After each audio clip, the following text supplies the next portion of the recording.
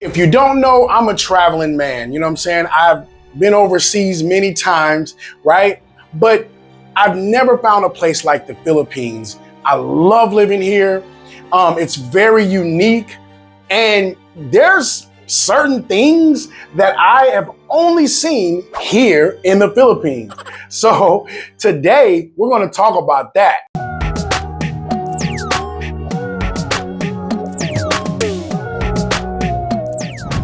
One thing off the top that I noticed, right, is most Filipino businesses that I go to, they have some kind of Catholic shrine somewhere like in the corner, right? And it's usually Santo Niño. Who is Santo Niño?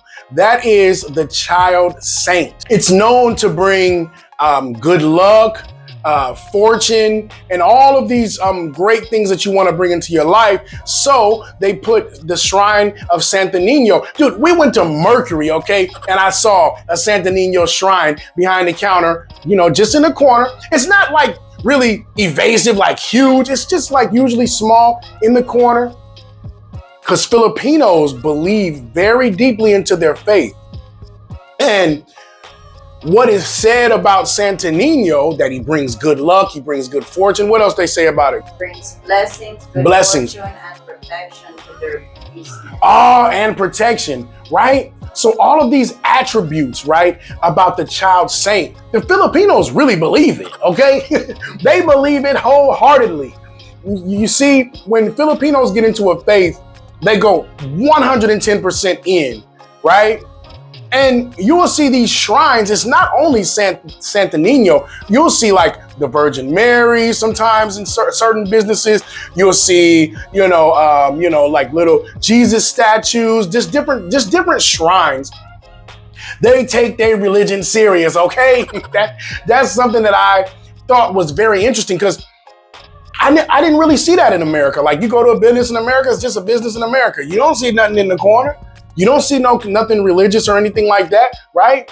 Because in America, they're scared. A business is kind of scared to really show you what their religion is because you might be offended and not go to their business. In the Philippines, if they Catholic, they Catholic. They don't care what you think about it. And guess what? We got Santo Niño in the corner because we want some good luck and some fortune, okay? I don't give a dang what you think, okay?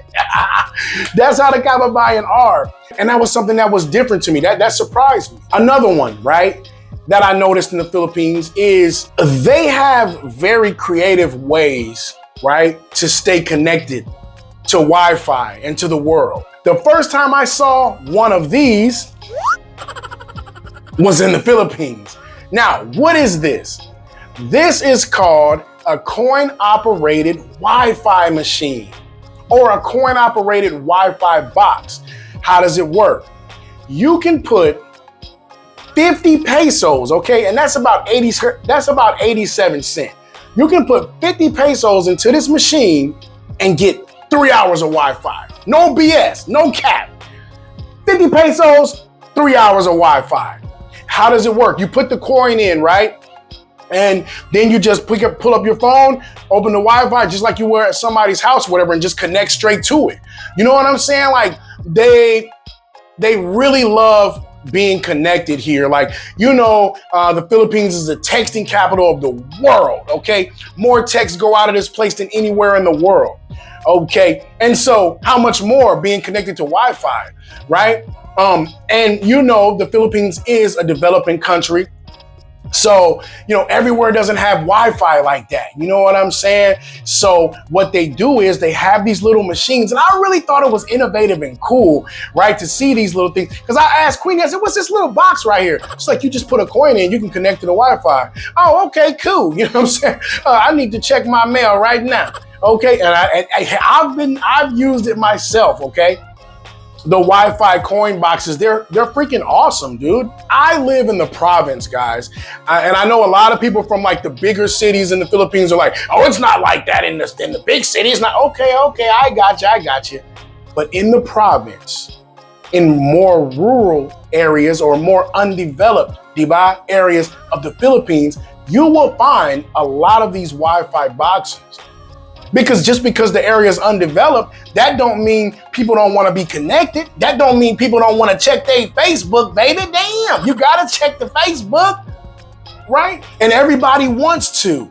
Okay, so even though the place is less developed, they still find innovative ways, diba, to stay connected. It's a really cool innovation, right? As well as, what are those things, internet cafes where they just, you go in there, it's about 100 computers in there, and all of them, you know what I'm saying, got Wi-Fi on there. You go up to the counter, you pay a couple dollars, and you can get online. That's how it is, okay?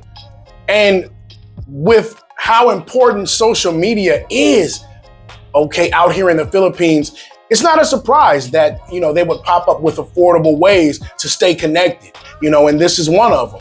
I think it's really awesome. I think that's cool. So that's the reason why that's on my thumbnail, because that was one of the things that I was surprised to see when I first moved here to the Philippines. Because like I said, I'm like, what's that? She's like, oh, that's the internet. So the internet is a box? Yeah. Speaking of coin-operated machines, something else that I've only seen in the Philippines, and once again, this is because I live in, you know, a province type area, is coin-operated water machines. I love it. I just be walking, I'm hot as heck. Give y'all the coin-operated machine. Okay, put in my peso. All right, and I got a tube. It's like a tube, right? These tubes are really plastic, cellophane tubes that are really made for ice, diba? But they fill it up with water, cold water. And you know, on them hot Philippine days, it's good to have a nice tube of cold water. These machines are all over the place in the province, okay?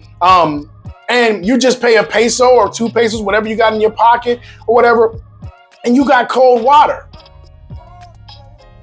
Being a developing country, man, the kababayan have to find ways to still be comfortable, right? Affordable ways to still be comfortable, right? And it's hot as heck out here. And if you ain't got no water, you ain't comfortable, okay? A lot of these things that I've only seen here in the Philippines are actually Filipino innovation. It's actually Filipinos thinking outside of the box. Yeah, we live in a poor country. Yeah, it's a developing country. Yeah, we don't have a lot of things. So let's make affordable ways for people to have things, for people to have water, for people to have internet, for people to have transportation. Okay, and we're gonna get into that next. Let's talk about transportation, because one of the things that I've only seen in the Philippines are the jeepneys. I love them, dude. Even though I'm kind of like big for jeepneys. I'll be sitting in there like, dude. And the kababayan are like, dude, you're kind of big, bro. So when I sit in the jeepney, because, you know, I'm 6'1", okay, 230 pounds on a good day. And, you know, I'm a big guy, you know, so when I sit in the jeepney, I'm like this. Hi, how you doing? Okay. And another thing that I learned about jeepney etiquette, okay, is, and you guys will see this on my old video or whatever when I was on the jeepney, close your legs when you're on the jeepney. Me, I'm sitting, my legs wide open, just sitting there. No, close your legs because there's so many people in there. So you just gotta kind of close your legs. It might squish your, your man parts a little bit, but you know what I'm saying? Most jeepney rides are not that long. So I squish myself in. Okay, hey, how's it going? Hey, how's it going? Right? And you ride. Jeepneys are very affordable, okay? And this is the mode of transportation for a lot of the kababayan, okay? This is the way they get around, okay? It's kind of like, I would akin it to the way we have the bus system, the public bus system in America or whatever. This is basically their public bus system, you get me? And I hear that the jeepneys are getting phased out. I'm not sure. In you guys' area. You guys let me know in the comments, do y'all still have jeepneys in your area? We still got jeepneys. In Iligan, Mindanao, it looks like jeepneys are not going nowhere, okay? Listen, we still got kalesas in Iligan, okay? And that's basically horse and buggies, okay?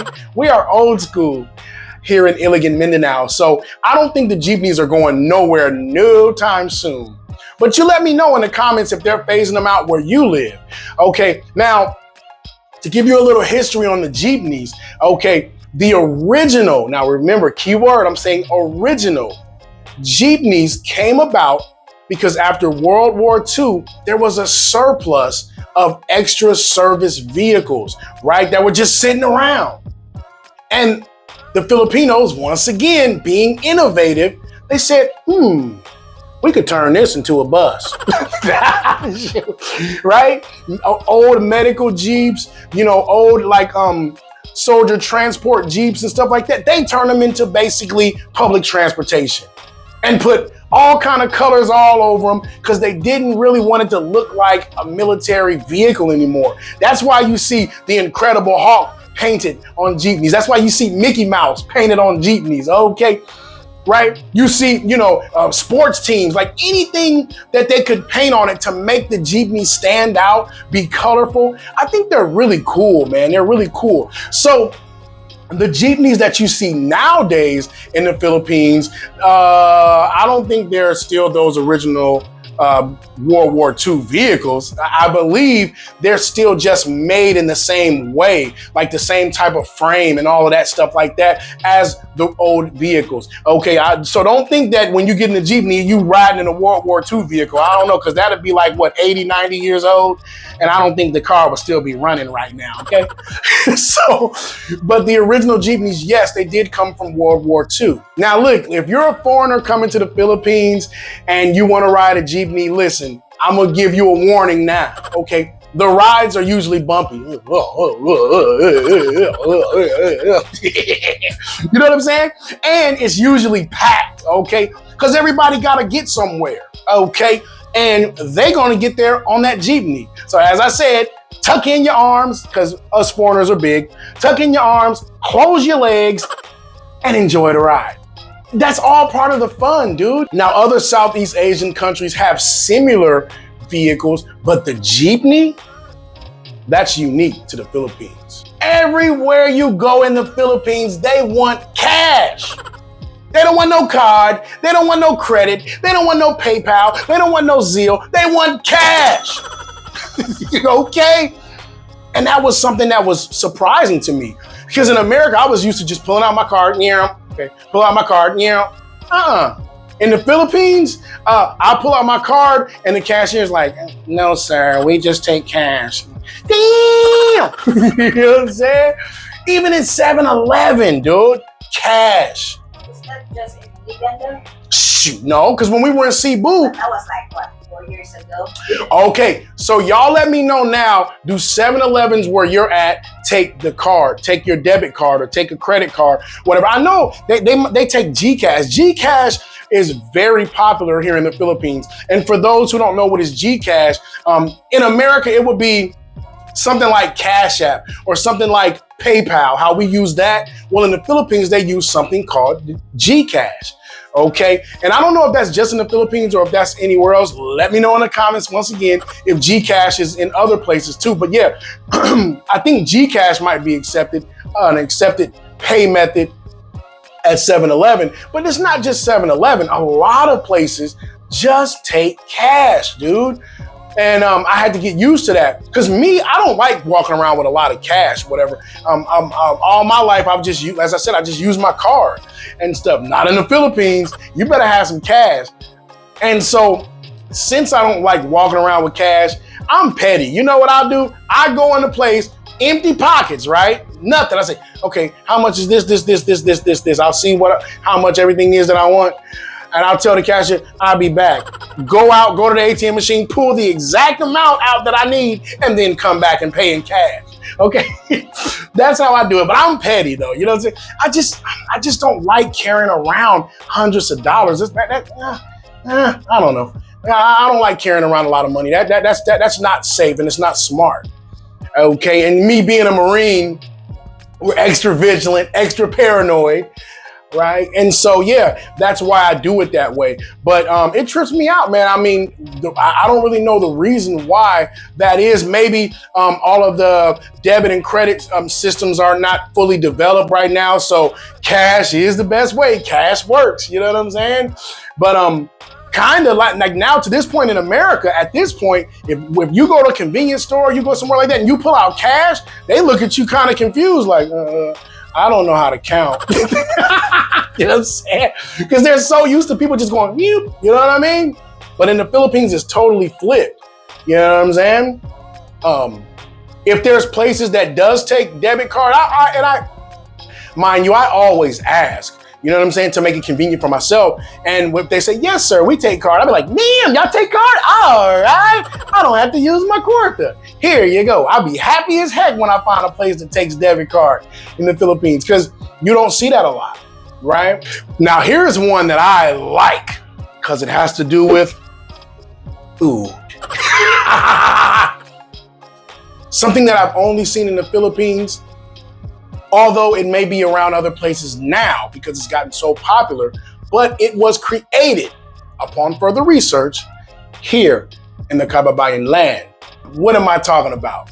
The Boodle fight! Boodle fight, Boodle fight, Boodle fight, Boodle fight. Woo-wee!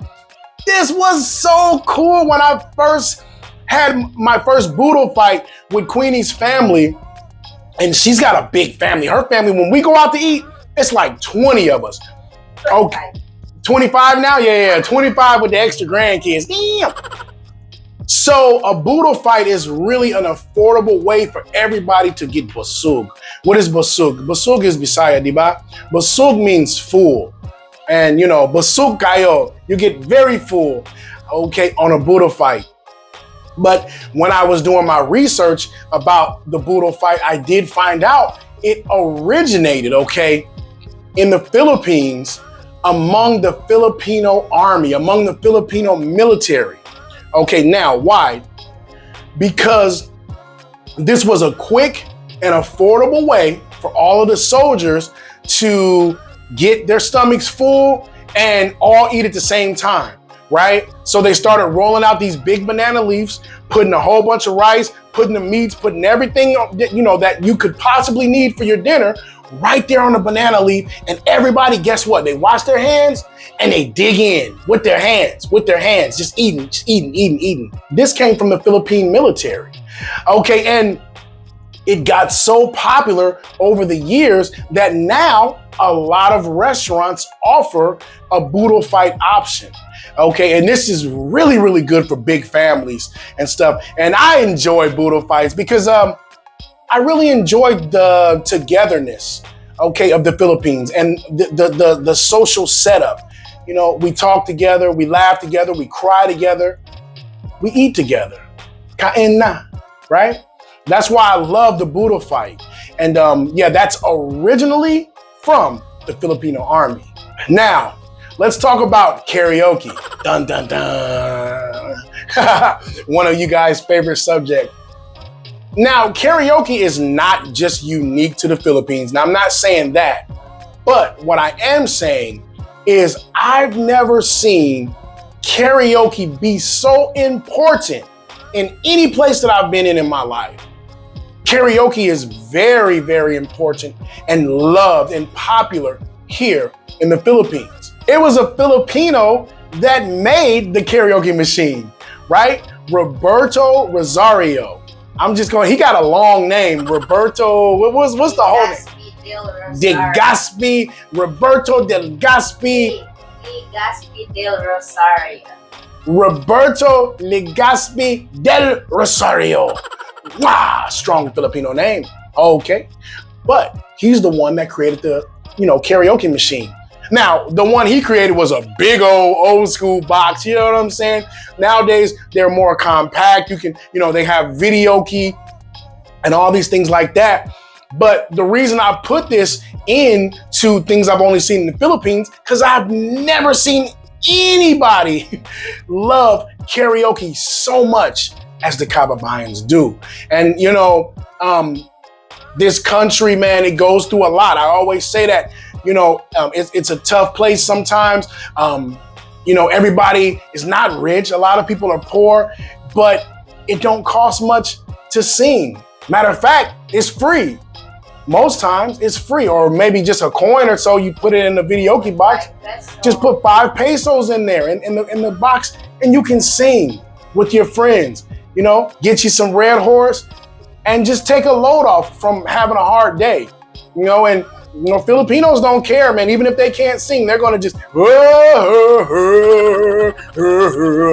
you'll hear it all over the place. They love to sing.